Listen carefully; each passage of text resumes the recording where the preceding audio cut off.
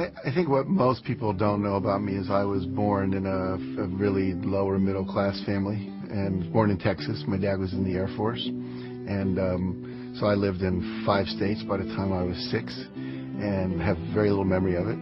But we settled in Wheeling, West Virginia, where I grew up primarily, and my father was somewhat abusive, and so my mother divorced him. And I got a stepfather who really raised me from the time I was about 6 until I graduated high school. And I was a typical middle-class, by then, suburban kid in West Virginia, except for the fact that my mother was an alcoholic and my father was a workaholic and sometimes drank as well. So it created a lot of compassion and empathy for me, because I'm very what's called hypervigilant. I notice every little thing, because I had to survive in those families. And also, I think I have a huge sensitivity to pain, and that was really how I got started. The Chicken Soup for the Soul books, which really catapulted my career, those came about when one of my students, some lecture I was giving, said, "You know that story about the puppy you just told?" And I said, "Yeah." She said, "Is that in the book anywhere?" I said, "No." And she said, "Well, it needs to be." I said, "Why is that?" She said, "My daughter needs to read that story." "Well, just tell her the story." "I can't remember. I need to see it in the book." When you're a kid, you have an impulse to act, you act. You want to touch the cat, you want to throw the cat out the window. You want to stick your hand into the VCR and put peanut butter in there, you do. The problem is, as we're growing up, we get conditioned by our parents and our caretakers and our siblings and our teachers and coaches and nuns and all these different people that come into our life. Don't do that. Stop. That's bad. You know, we get slapped and told we're not okay. And so after a while, when we go to do something, we're looking, is it okay if I do this, you know, instead of just doing it. All my sons and my stepson and my stepdaughter have been great risk takers. They're all artists. One's a drummer, one's a hip-hop singer. One is he's in high school, but he's in the school play. He just had a lead in the school play. He sings. And then my daughter's a singer, and my other son is very athletic. He's a surfer. He snowboards as well. And he's always inventing games and trying out new things, always on the edge, you know, always coming in with cuts and scrapes, which I love, because they're out there on the edge of their potential, exploring how they can keep pushing it. And it's not that they never get scared or they never feel rejected and have to go through things, but they seem to rebound very quickly. Every one of us knows what we want. We can feel it. I'll just tell people, if you could have anything you want and there were no limitations, what would you do? And everyone has an answer. Little kids, big adults. And that's their core essence. And if we all just fully do that which we're passionate about and understand the principles for how to bring that into being, then I believe the world will work perfectly. And that's why I do what I do.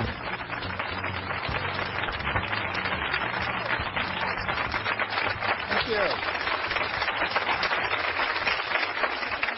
Thank you very much. Well, it's a pleasure to be here and to share these ideas with you and really help you take your life to the next level, which is what we all want to do, or we wouldn't come out to these kind of events. I'm going to start by sharing with you a number of very important critical ideas. And the first one is this one. There's a friend of mine. His name is Orrin Hudson, and he was the Alabama State chess champion. And he grew up in the ghettos of Birmingham and became a chess champion. And he was the #1 Cadillac dealer and became a professional speaker. And I was talking to him. We were having lunch together down in New Orleans. And it was at a professional speakers convention. And we were talking about my new book, The Success Principles. It was about to come out. And he said, you know, to me, success is like knowing the combination to a lock. He said, if you know the combination to a lock, it doesn't matter if you're male or female, white or black, Hispanic or Asian, you're 55 or you're 16, your IQ is 150 or your IQ is 93. If you know the combination, the lock has to open. And the problem is, most of us are going through life and we don't know the combination. We maybe have 3 of the 4 numbers we need, but we don't have them all. And so the idea is that what I'm about, what I've spent 30 years of my life doing, was researching what is the combination to the lock, interviewing people at the top of their careers, whether they were athletes, politicians, people in business, etc., and saying, what is this combination? What is the system? And if you know a system always produces a predictable result. You know, if you use my Aunt Betty's apple pie recipe, it always comes out really good if you do what it says, because it's a system that's proven. And so I want to share with you the basics of a system that works. No matter what you're starting out at, wherever you are, it will work for you. And you may remember oilman J. Paul Getty. He was at one time the richest guy in the United States. And he said there are 3 secrets to success. It's very simple. He said, you have to get up early, you have to work hard, and he said, find oil. It's that simple. Okay? Now, obviously, it's not that simple. If it were, we'd all just go do that. And so I wrote this book called The Success Principles, and in it there are 64 principles of success. 64. Now, that's a lot. A lot of people go, you know, that's like too much to learn. So what I've done for you today, we're going to cover about 8, 9 of those principles, the core essence, the necessary building blocks that if you do them, they'll take you to the next level. Now, the promise I always make people is threefold. If you do this work and you apply it to your life, and the key is apply it, not just listen to it, but put it into practice. Number 1, you can double your income. And number 2, you can double your time off. And you can create more balance in between your work life and your family life and have a lot more fun. And you can do that in 3 years or less. Now, how many people here, if you could double your income and double your time off in 3 years or less, would be interested in learning how to do that? Okay, good response. We're talking to the right crowd. So basically, how do we do that? And I first of all want to tell you that it is possible, because a lot of times people go, well, how do I know I can really trust you? Well, I've done it in my own life, and I've taught hundreds of thousands of people to do this around the world. Just a couple of quick little stories here. We work with a company called Remax of Indiana. It's a real estate company. And we taught them these principles. And in the first year, 65% of the people doubled their income. By the end of the second year, over 85% of the people had doubled their income. And the company had doubled its total revenues. And went on, many people tripled and quadrupled their income in 2 years or less. Okay?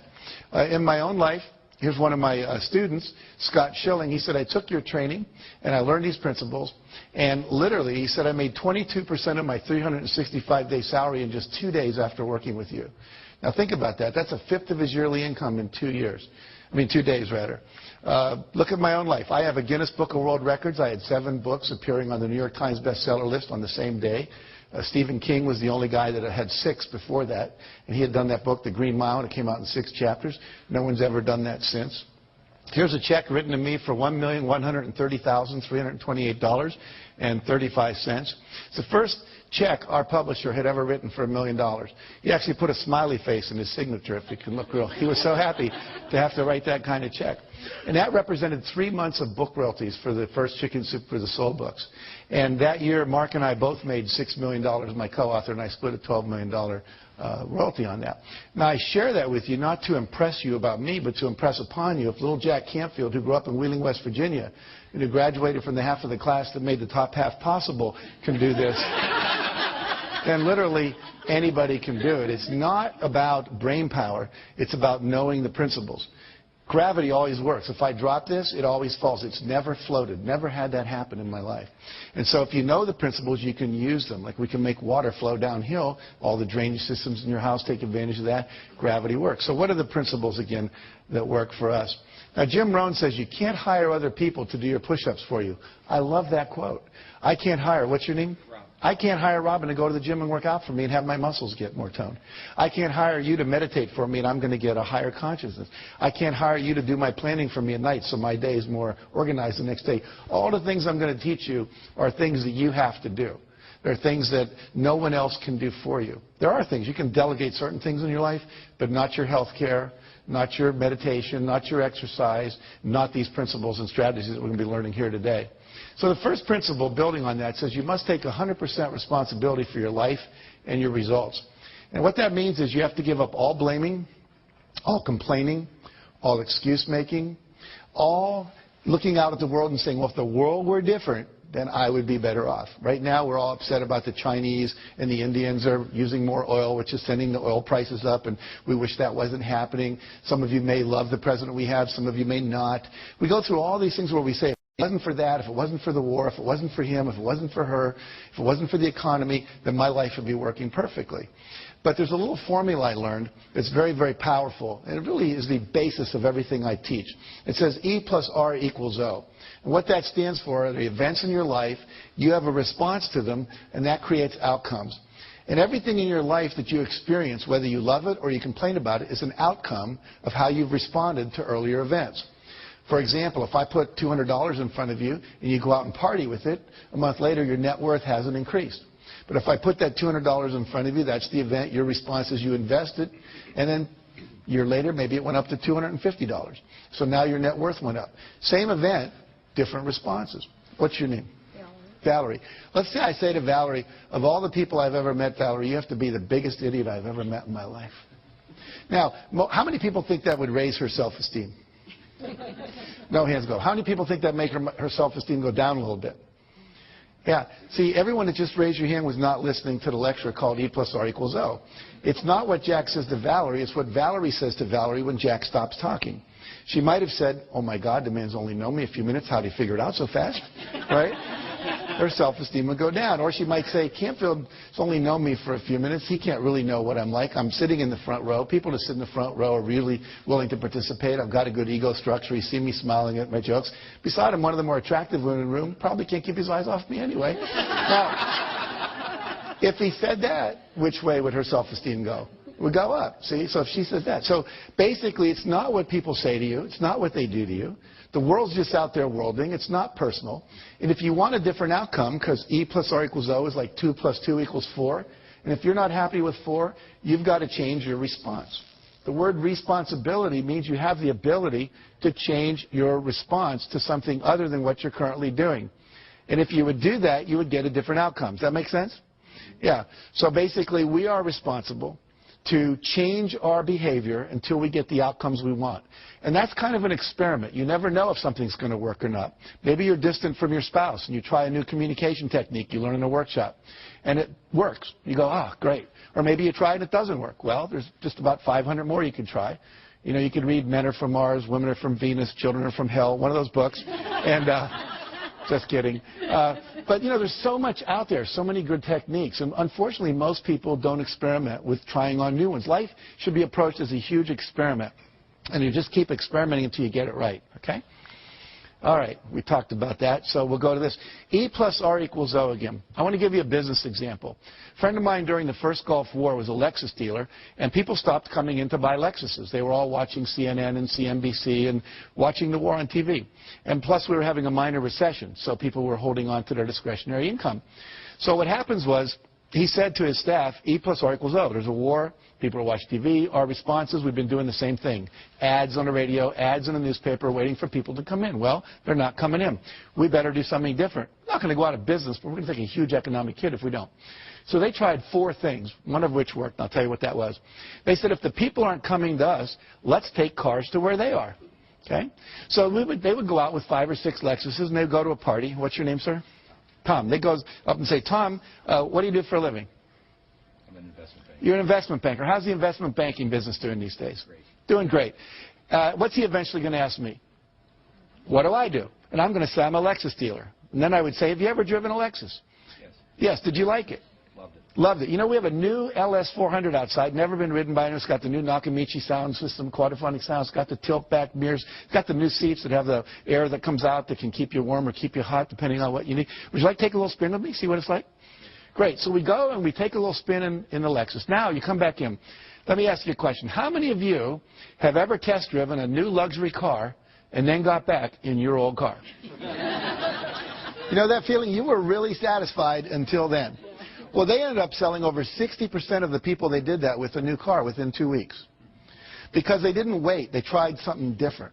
And if you keep experimenting like that, you'll find the R that works, but you have to be willing to take a risk. And the reason most of us don't do that is we don't want to feel uncomfortable, because all new things require discomfort. I'd like you all to do this with me real quick. Fold your hands like this, and you can do this watching at home, in your hotel room, wherever you might be if you're watching this on a TV set. And notice which thumb is on top, your right or your left. And whatever that is, I'm going to ask you to unfold all your fingers and have the other thumb show up on top. Okay? Don't just move the thumb, but all the fingers are moving. Now, how does that feel? Uncomfortable? Awkward, strange, yucky, wrong, not me, right? Now, what does your body want to do? Go back. Wants to go back, so let it go back. How's that feel? Most of you said better. Tom over here went, oh, like, I'm me again, right? What happens is, literally in life, this is what stops most people from being successful. One of the things is that they would rather be comfortable than do what's required. Anytime you do something different, it's uncomfortable by its very nature. Now, most of you remember learning to drive a car. You were probably awkward. You know, you forgot to hit the clutch when you hit the brake. But after a couple months, you're there driving with your knee. You got a Big Mac in your left hand. You're breaking up a fight in the back seat with the kids with your right hand. No big deal. But you have to be willing to go through that awkward, uncomfortable stage. And most people, unfortunately, won't do that. And so they get locked in what we call their comfort zone. So what I want you to do is to realize that life is an experiment. You have lots of responses that are possible. And I'm going to teach you some of those, new ones perhaps, that you can apply to your success. So there's three kinds of responses. Number one is your behavior, what you do and say out loud. Number two is your thoughts. Number three is the images you hold in your head. Those are the only three things you have any control over in your life. What you say and do, the thoughts you think, and the imageries that you hold inside your head. So we're going to look at this whole area of thoughts for a minute. And I'm going to ask somebody to come up here and volunteer to do a little exercise with me. It'll take about 1 minute. So, okay, great. What's your name? Marianne, very good. Come on up, Marianne. And I'd like you to turn around and face the group. Now, are you right-handed or left-handed? Right-handed. Right-handed. Is your left arm okay? Any injuries going on here? Very good. So what I'm going to do is push down on your arm. I want you to push up, okay? So we'll see how strong you are.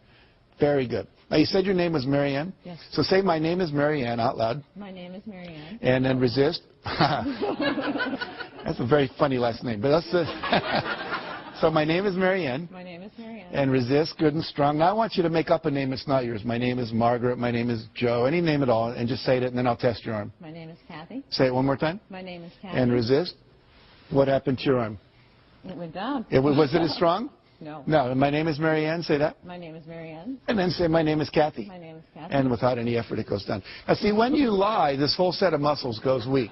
Okay? Literally, the whole Michael Jackson trial could have taken about 1 minute. All right? And we would have known one way or the other. But see, the reality here is that your thoughts affect your physiology. We just saw that. The brain wasn't designed to lie. It was designed to perceive truth and organize truth and express truth. Then things work. Otherwise, you're called psychotic or you're called a liar and gets in trouble and so forth. So let's look at one of the lies we tell ourselves. I'd like you to think of something you always wanted to do, Marianne, that you didn't think you could. Like, I can't sing, I can't bowl, I can't skydive, I can't start a business and run a family. You know, anything at all that feels true for you. Okay. It would take me a minute. That's okay. I'm kind of confident. Okay. You got one? Mm-hmm. Okay. Can you say it out loud? I can't swim in the ocean out too far. I can't swim in the ocean out too far. So say it again. I can't swim in the ocean out too far. And notice what happens to your arm. Now say, I can swim out in the ocean as far as I want. I can swim out in the ocean as far as I want. One more time. I can swim out in the ocean as far as I want. And resist. Notice what happens now. You're twice as strong. So what happens is when you say I can't, you actually weaken yourself. You weaken your resolve. You actually change your physiology. You become less resourceful. You're less capable to actually do the thing you're saying I can't. So it becomes a self-fulfilling prophecy. Do two more quick things with me. Close your eyes and remember a failure experience in your life. You're not going to have to share it with anybody, just to yourself. But you set a goal and somehow it didn't work out. And when you can remember such a time, just nod your head. Okay. You got one? Mm-hmm. Okay? So I want you to visualize what you saw at the moment you knew it wasn't going to work. There's the pink slip, person slamming the door, whatever it is. And when you have that image, just imagine, or just nod your head. Okay. Okay? And notice what happens to your arm. Now open your eyes. Did you eat any meals today? Yes. Name one thing you ate.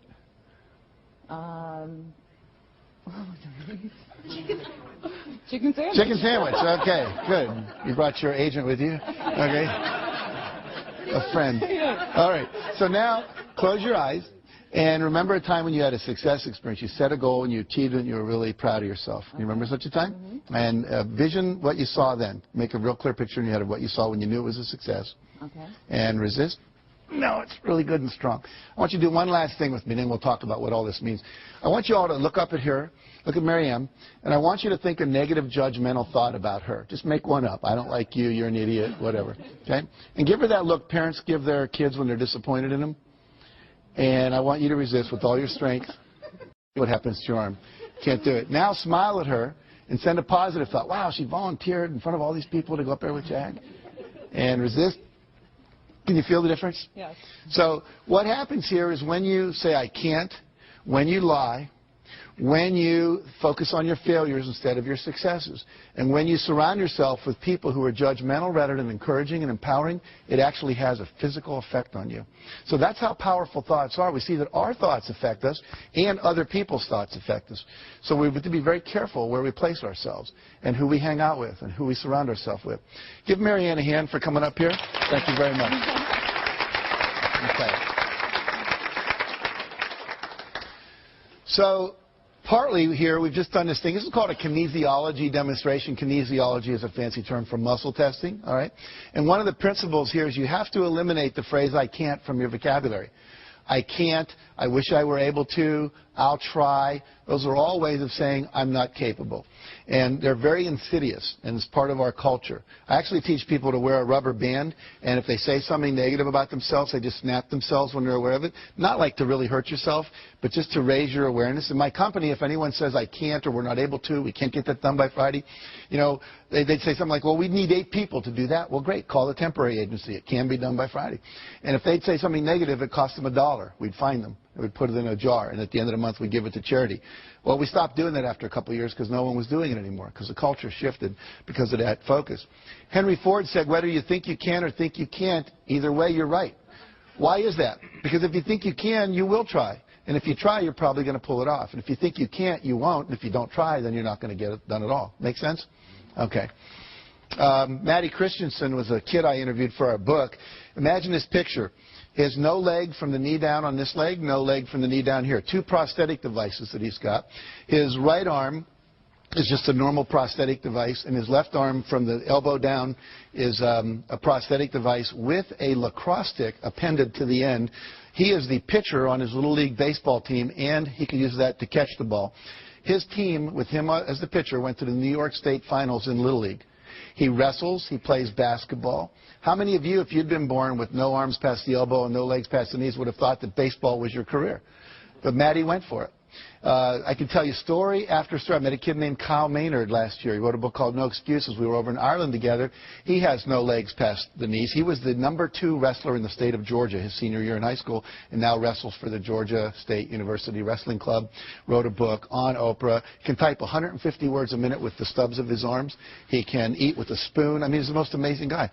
And we say that, and then when I hear that and I look at these people, I think, what's my excuse? What story am I telling me that I can't do something when these people can do that? And I tell you that hopefully to inspire you to realize you can do anything. There's nothing you can't do. And all those people that are out there that are doing anything that you go, wow, that's great, is just a model for you that says this is possible. And if they can do it, I can do it. He said to me when I was interviewing him, he said, you have to give up all of your excuses. He said, you have to become solution-oriented. You have to move in such a way that you're always solving a problem. He said it was just a problem to be solved because he was so passionate about what it is that he wanted to do. Some of you have seen Tony Robbins on television, and he tells a wonderful story that we put in our first Chicken Soup for the Soul book of being in New York. He sent his staff out. He said, I want you to go find a van because I want to take some food, put it in some baskets, about 30 baskets of food, and we'll go give it to the homeless people up in Harlem.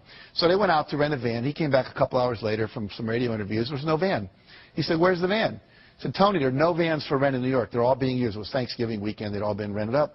He says, well, why didn't you just go get one from someone else? I said, Tony, people own them. They're using them. He says, come on. And they went out on the street. The first van that came by, Tony jumped out in front of it like this and started going like that. Now, Tony must be, I don't know, 7 foot, 8, 10, whatever. He's big. And he said, I learned something about New Yorkers that day. He says, they don't stop. They speed up. So he said that strategy wasn't working. E plus R equals O. We need a different response. So they went to where the cars had to stop, called a traffic light, and then he'd knock on the window and they'd roll it down and he'd say, hi, I'm Tony Robbins. You may know me from TV. But even if you don't, what we're trying to do is rent a van, and find a van. We're glad to pay you to rent it, and we'd like to just get some food and drive it up to Harlem and give it to some homeless people. And they would all say, I don't want to go to Harlem. It might not be safe up there. And so this went on for a half hour, and finally Tony's staff said, Tony, give it up. It's never going to happen. We're not going to get a van. Let's go eat dinner. And Tony said, that's a terrible attitude. We are going to get a van. It's just a numbers game. Well, another half hour went by. And Tony knocked on the window of this one van, and the window went down, and told him a story. And the guy said, jump in. And as he jumped in, the driver reached over and picked the hat up off the seat that Tony was about to sit in, the passenger seat, put it on his head. It said Salvation Army. Turns out the guy was the head of the Salvation Army, Captain John Rondon, for all of New York City. And they went and they bought the food, and he said, look, there's a worse place even than Harlem. It's called the South Bronx. Let's go there. And so they went and took 30 baskets of food to people living in these, literally abandoned houses. And he said, we lifted a lot of lives. He said, but more importantly, I raised the consciousness of my staff that day, and they realized there's always a van in New York City. But let's look at what some of the principles are of success that are contained in that story. Number one, Tony had a clear intention.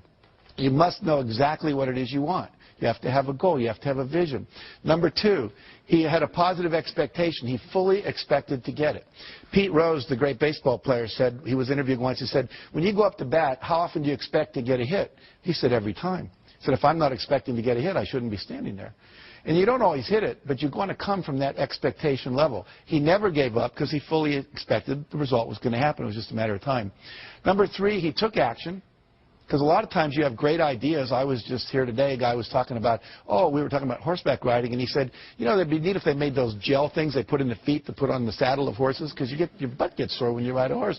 And I said, that's a great idea. And he just passed it off. I said, no, you ought to do something about that. How many times have you had a great idea, didn't do anything about it, and then a year later someone did something about it, made a lot of money, got the promotion, etc.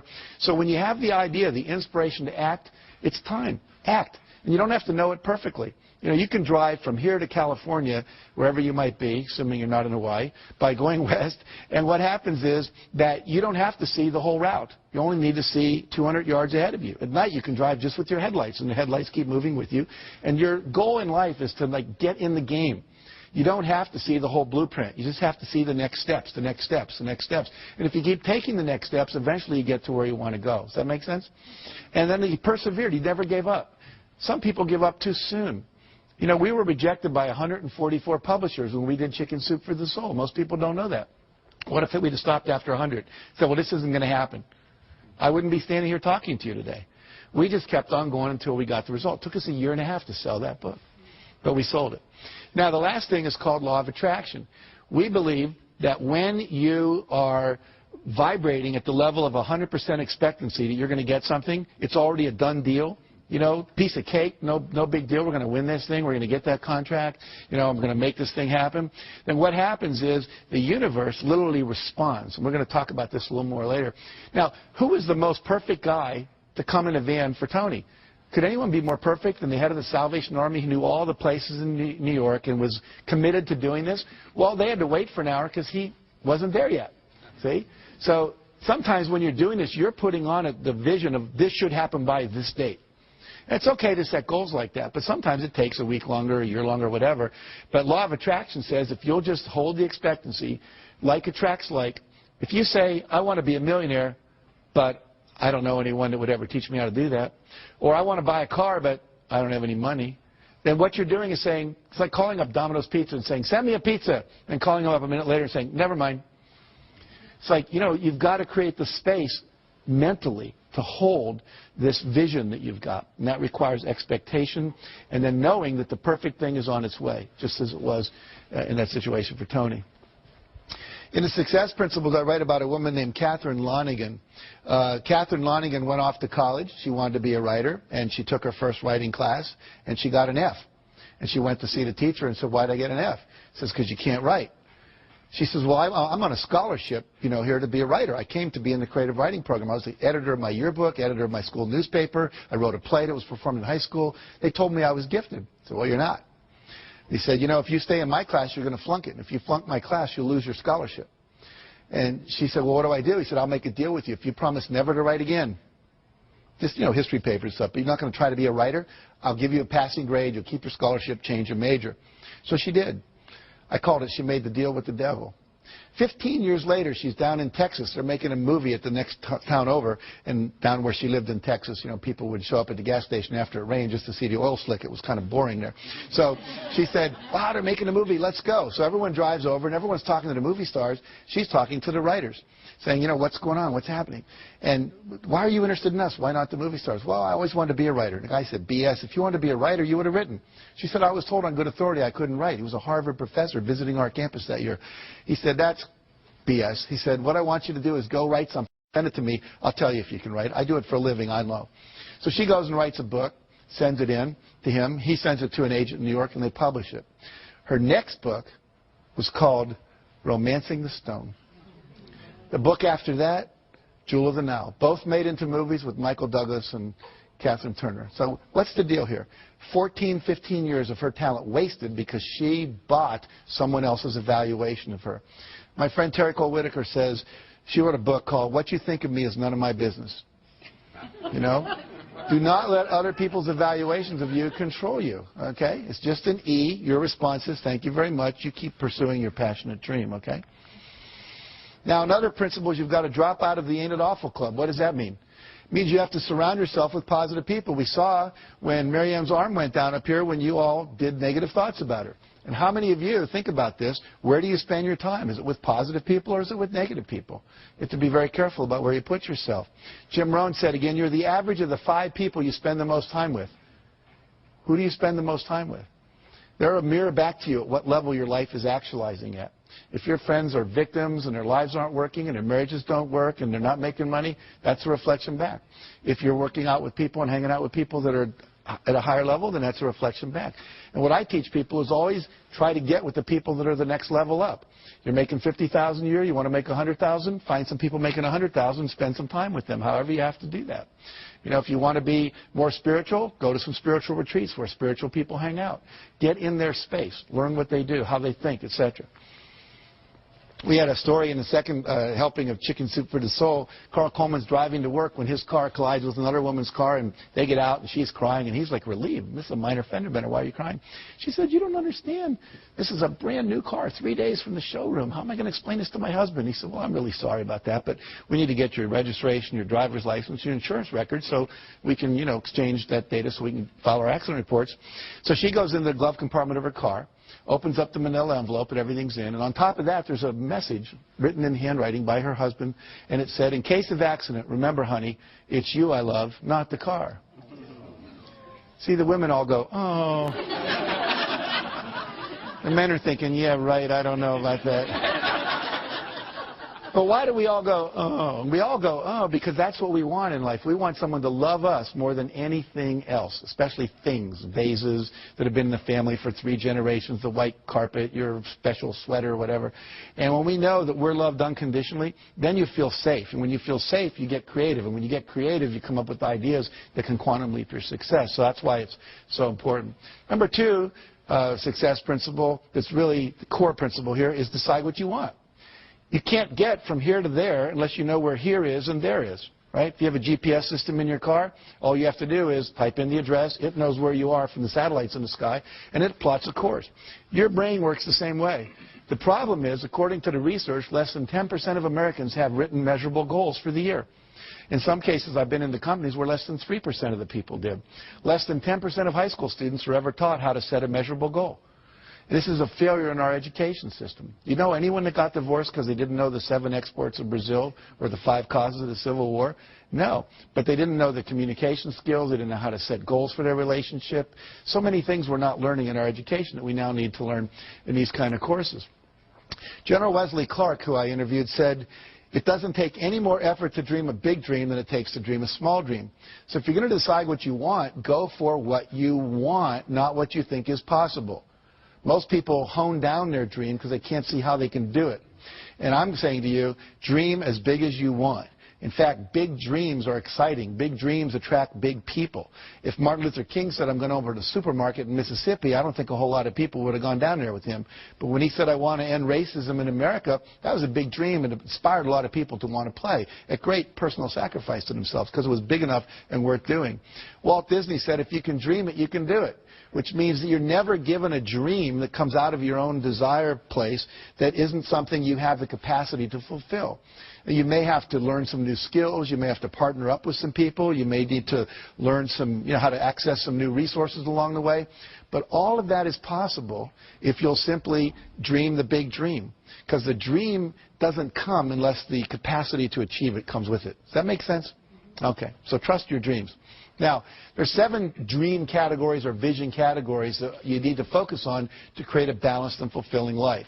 Success means having all of this stuff, and I want to walk you through these. Number 1 is financial. What are your goals for your money? How much money do you want to make? How much net worth do you want to achieve? How much money do you want to have when you retire? If you own a business, you have cash flow goals, you have money in reserve goals, you have profit goals, etc. And so we need to have goals clearly set in that arena. Number 2, business and career. What's my ideal vision for my business or my career or my job? You know, I was a high school teacher, and at a certain point I realized I wanted to teach teachers because I just thought I could impact more people. Then I became a teacher trainer. I trained people how to train teachers. And now I'm teaching, you know, on television around the world. So it kept growing. The goal changed, but it was always like, you know, what is it that I want to be doing with my life in relation to my business and career? Number 3, fun time and recreation goals. One year our fun time goals, my wife and I, was learn salsa dancing. This past 2 years I've been learning to play the piano. My goal is to play Jesu Joy of Man's Desiring as well as Bach could have played it when he wrote it. I'm not there yet, but I'm working on it. And so, you know, one year was to go to the Eiffel Tower. We took our kids and we walked up as far as they let you walk, which is about 2/3 of the way up there. Number 4, health and fitness goals. These are things like weight you want to achieve, cholesterol levels. Maybe you want to run a 10K or a marathon. There's just so many possibilities in that arena. Maybe you want to, you know, have your waist come in by a couple inches. You want to grow some hair back. I mean, there's just a number of things you can decide about in that arena of health and fitness. Number 5, relationships. What would your ideal relationships look like? One year I decided I didn't have enough male friends. So I created this thing called Boys Day Out. I'd read this article about Kenny Rogers, the singer, and he brought all these athletes down to his ranch in Virginia, and they would spend a week playing all these different games, tennis and soccer and basketball, and I thought, well, I can't do that, but a day a month would be cool. So I asked a bunch of guys that had control of their schedule, lawyers and psychiatrists and people like that, and we created this day, and we would do guy things. We'd pitch pennies, throw baseball cards, play soccer, go to the racetrack, do ice hockey, broom ball. I mean, you name it, we attempted to do it. And it was really a lot of fun. And all of a sudden, I had the guy energy that I needed in my life. Instead of just complaining about not having it, I said, what's my goal? I want this many men friends, and I set out to create it. Number 6 is personal. And this is just things you want to do because you want to do them. You want to write a letter and get it published in the newspaper. You always wanted to act in a play just, you know, because you thought it would be cool, or record a song. Or this could be where your personal growth goals, your spiritual growth goals are. You know, you want to reach enlightenment before you die, learn to meditate, you know, get to know a closer walk with God. Whatever it is for you, that's that arena. And finally, contribution and legacy. What is it that you want to leave to the world? What's your vision of your contribution that you leave behind?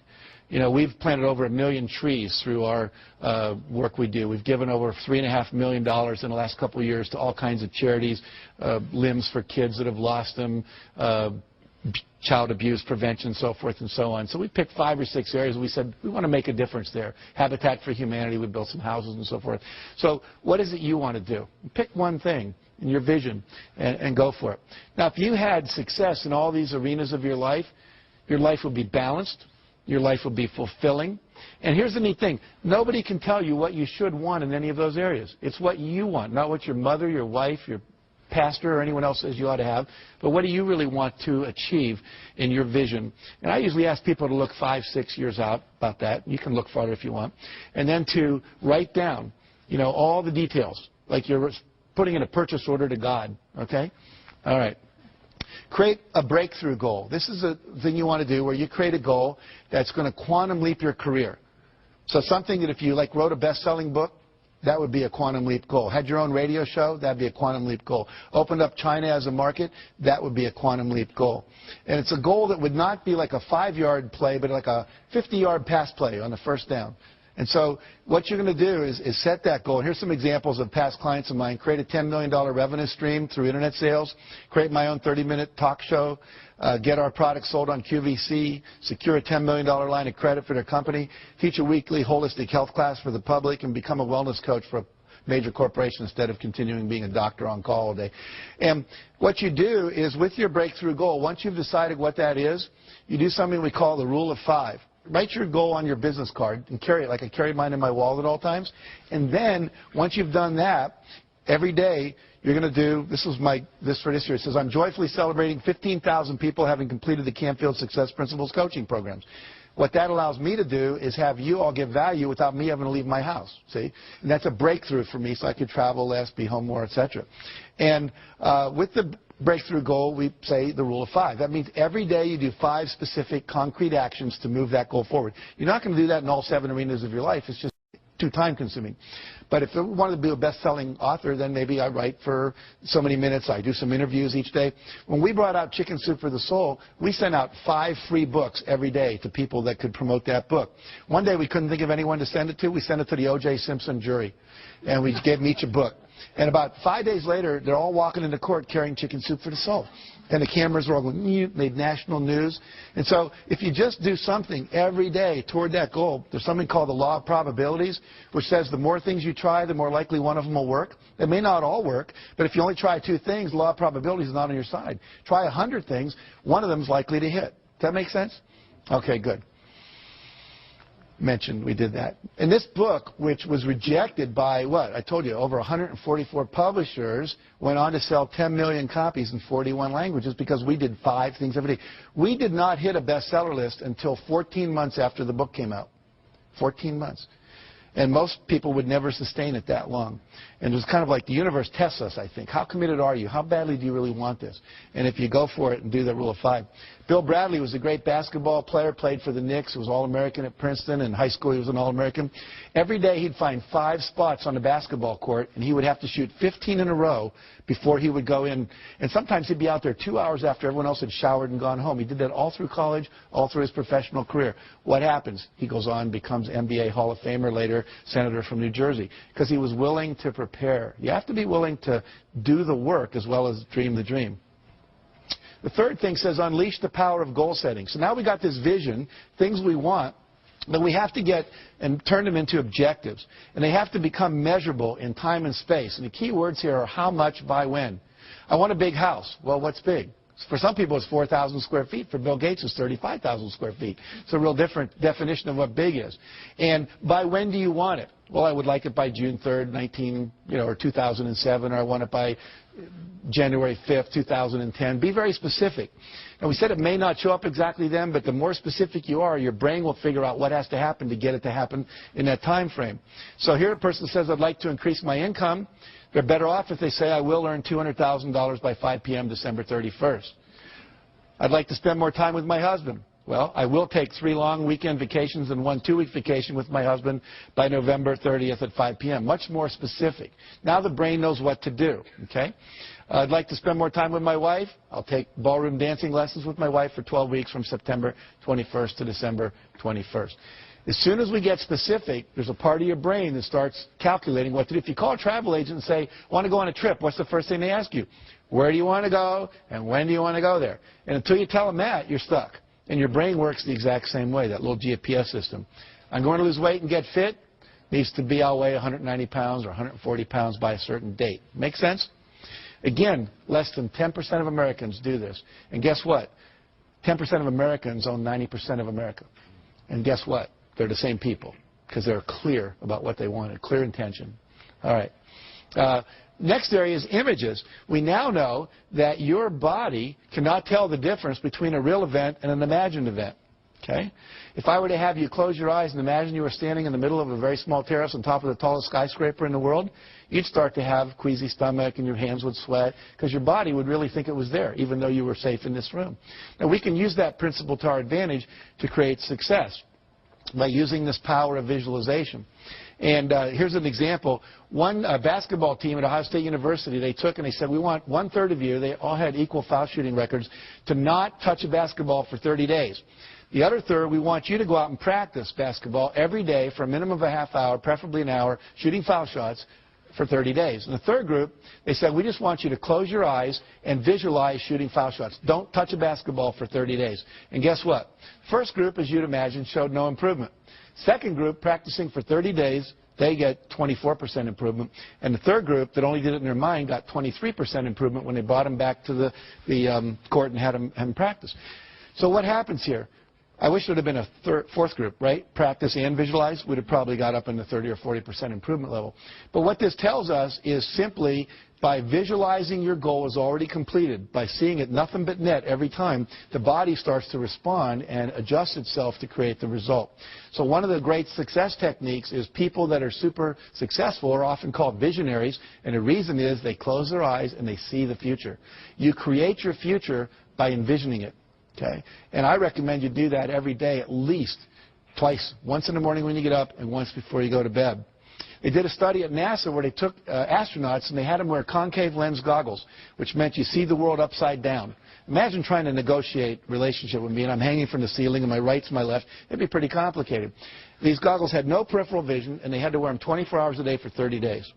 What they were expecting was to see if they'd get nauseous, become hostile, lose sleep, to see how they'd handle disorientation in outer space. What they hadn't predicted was that about 25 to 30 days into it, every one of the astronauts, their brain flipped the image right side up again. They're still getting upside down input, but they created new neural pathways. And they came out of this, the psychologists came up with something they call a 30-day principle. And what the 30-day principle says is that if you want to change a behavior, change a habit, anything at all, you must, in fact, do it for 30 days. Uninterrupted, because they tried a subsequent experiment where they had half the astronauts take their goggles off on day 15, keep them off for one day, put them back on again. Took another 25 to 30 days before they flipped them right side up again. So we know that it's current, contiguous, everyday repetition. This is why most New Year's resolutions don't work. It's why most corporate change programs don't work. It's why most of our school programs don't work. There's not that 30-day uninterrupted. This is why basic training in the Marine Corps does work. Because they got you down there for 6 weeks, and they're not letting you out of their sights, and you're in a context that's held tight for that 6-week period. So if you want to visualize, your goal is already achieved, minimum of 30 days. That make sense? Okay, good. Let's see here. I'm going to skip over that real quick and get to this. Now, the reason this works, where your vision becomes real when you visualize what it is you want, is there's two things that go on in your brain. You have a vision of what you want. You have the current reality. They don't match. Okay? And what we want to do is purposely create that. It's what advertisers do. Imagine yourself in the new car. It's like the guy getting out of the Lexus we talked about earlier, getting in his old car.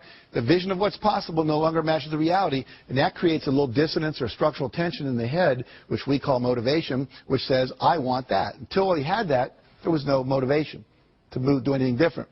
Any of you women ever experienced visiting a friend with a new kitchen, and then you come home to your old kitchen, and they've got all the new granite and the new appliances and everything's cool? Your kitchen was fine until then. So we want to purposely do that to your brain to motivate you. So you vision the thing you want, your goals and your vision.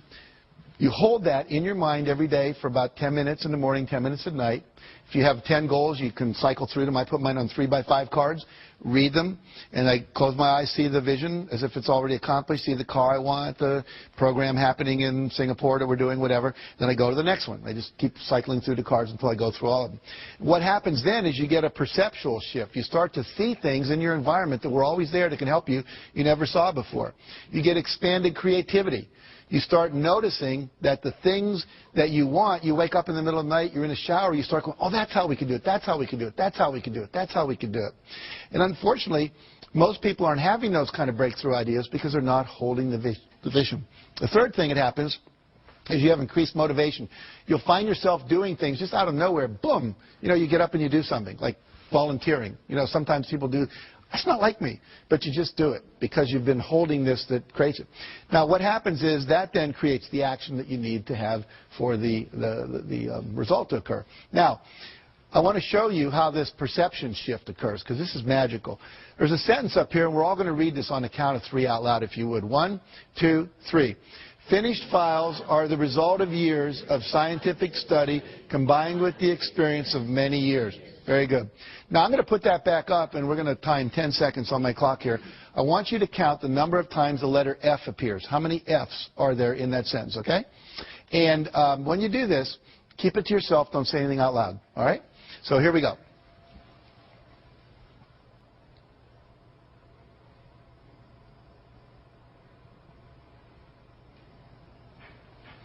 Okay. How many counted, by show of hands now, it's real important you participate. How many counted 3 Fs? Hold your hands up. We got about half the audience more. How many counted 4 Fs? About 5 people. How many counted 5 Fs? About the same amount, 7 maybe. How many counted 6 Fs? 1, 2, 3, 4, 5, 6, about 8 people. Anyone count 7 Fs? All right. Now, were we all looking at the same sentence? Go like this. And yet some people saw 3 Fs, some people saw 4, some people saw 5, and some people saw 6. Let's look to see what the real objective reality is up there. There are 3 Fs that I'm sure most of you saw, correct? But there's also 3 more. There are 6 Fs in that sentence. Now, do you think that Bill Gates and Michael Dell and Steven Spielberg and George Lucas see what most of us do? Yeah, these are resources. These are possibilities. These are options. These are people that can invest. These are people that can give a good hug.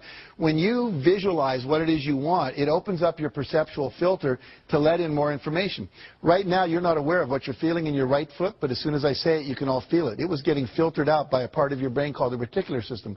You are filtering out resources and solutions to your problems all day long.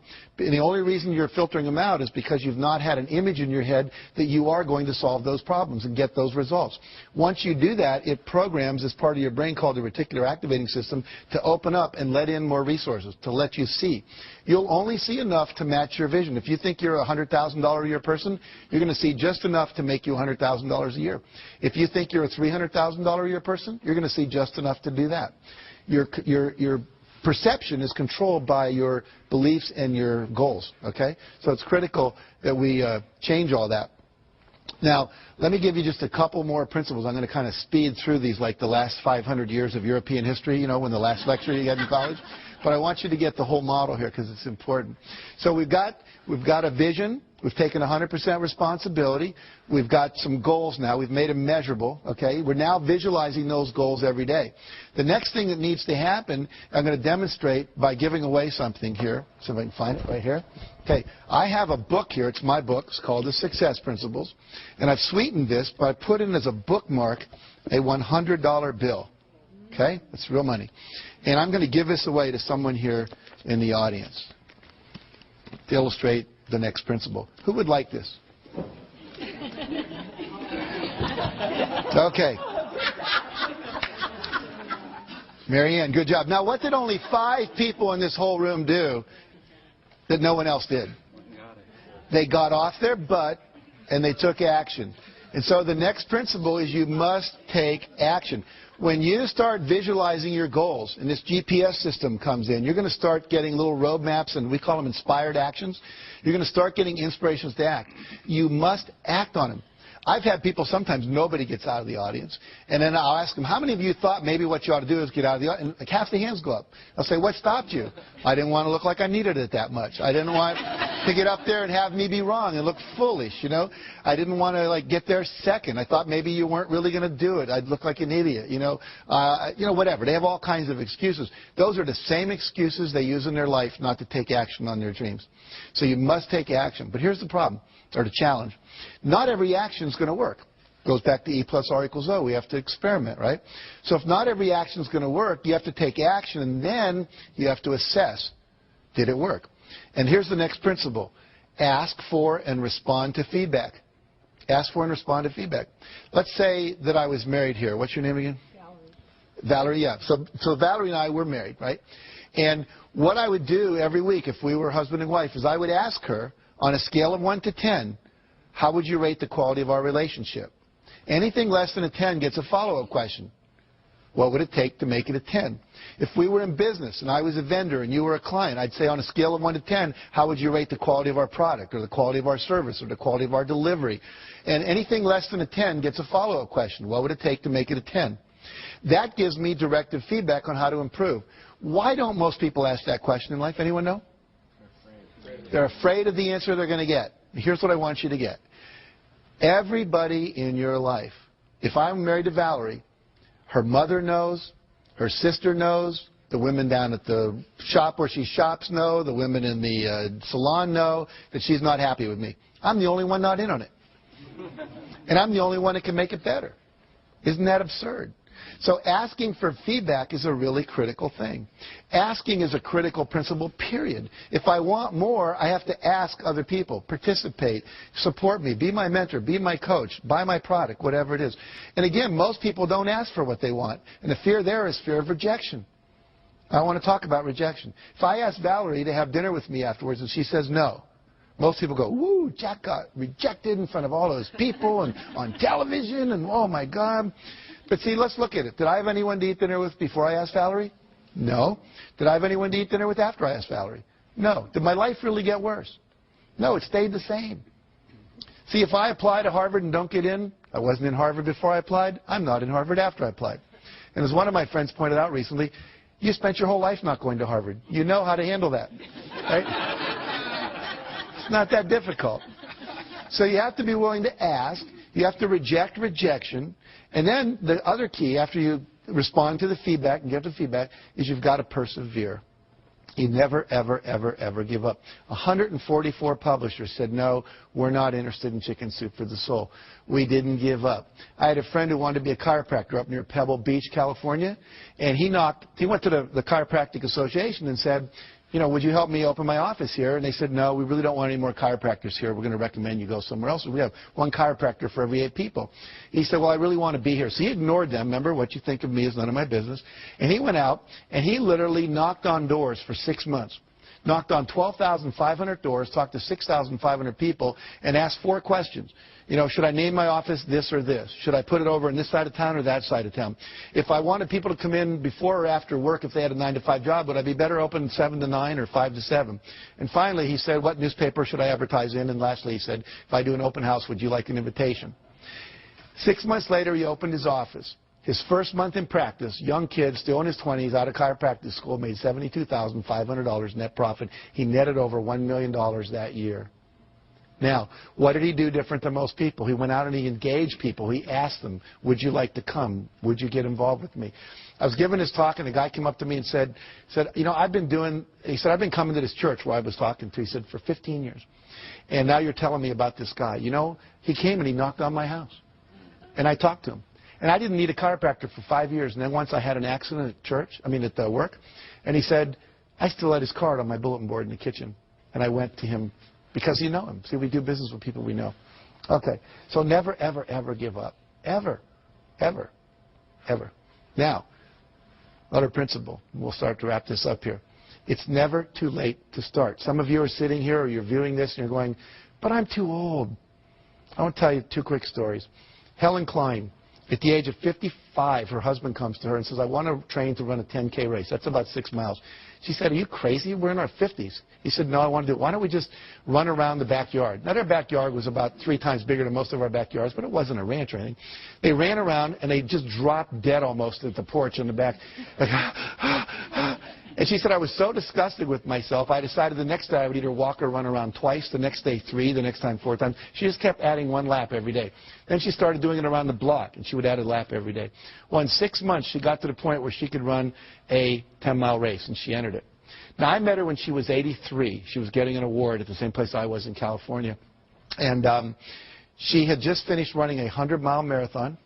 She's run several 24-mile marathons, 5 75-mile ultramarathons, including 1 all the way around Lake Tahoe. She started when she was 55. Cliff Young shows up, Australian, 61, sheep herder, to a race that goes from Sydney to Melbourne. It's about 800 kilometers. He's not wearing Nikes. He doesn't have on Pumas. He's not wearing the latest running gear. All these world-class athletes are there. He's wearing Oshkosh overalls over a T-shirt with a baseball cap, work boots, and galoshes. And they're all laughing at him like, you crazy? Is this some kind of publicity? He says, no. He says, what running experience do you have? He says, well, I chase the sheep around. We don't have a horse or anything, so when, you know. Anyway, they take off, and they're going crazy, and they're running and running and running and running, and he just kind of starts shuffling off like this. That night, all the other runners went to sleep. You're supposed to run 18 hours and sleep 6. Well, no one told Cliff you were supposed to sleep. So he didn't know. So because he didn't know, he didn't do it. He said, I've stayed up many nights chasing my sheep around and make sure they didn't get in trouble. So he's running, and he runs right by him. And because he runs right by him, no one tells him to stop because they're all asleep. He cut 5.5 hours off the world record for that race. Okay? So here's the deal. Doesn't matter how old you are. And the other thing important in that story is the less you know about how you should be and you just go for what you want. See, most of us, we have all these beliefs that are limiting us. Find the stories that inspire you and start believing that. Believe you can. Talk to yourself in a positive way. And if you do that, you can create miracles in your life. And I'll end with this story. one of my favorite stories. A minister gets a call from his parishioner. Her name is Aunt Hattie, they call her in the church, and he's Reverend Jim. And she says, I just went to the doctor, and they called me and said that I've got terminal cancer. And they said I got 6 months to live at the max. And I'd like you to come over and help plan my funeral with me. He said, well, he started to try to comfort her. He said, no, don't comfort me. I'm very old, and I've lived my life and achieved all my goals. I'm very happy. But I don't trust my kids to do the funeral right, so please come over and we'll plan it. So he goes over, and they start planning the funeral. She said, I want this, I want to wear this dress. I want this psalm read, and I want this hymn sung, and I want this open casket. I want these kind of flowers. I want this poem on a card, a memory card with my picture that people can take away. And then she said, I want to be buried, and I want to have my Bible in my left hand and a fork in my right hand. And the minister said, well, I understand the Bible in Hattie, but why the fork? She says, whenever we have those church socials and we're down in the basement and they come by and they say, if it's going to be a really good dessert, they always say keep your fork. It's not going to be something like Jell-O or pudding. It's going to be apple pie or cherry cobbler or chocolate cake. And whenever they say keep your fork, I know the best is still yet to come. So when people come by my coffin and they look in and they go, Reverend Jim, why the fork? I understand the Bible. She was very religious, but why the fork? You just look them right in the eye and say, Aunt Hattie knew the best was still yet to come. And so for all of you, if you'll put these principles into action and not think about them, but actually do them, and if you really want to go deeper, get the book or go to one of my seminars or whatever, you can go to my website and download things. It's just jackcanfield.com and take the forms there and use them. I promise you, for you, the best is still indeed yet to come. Thank you very much.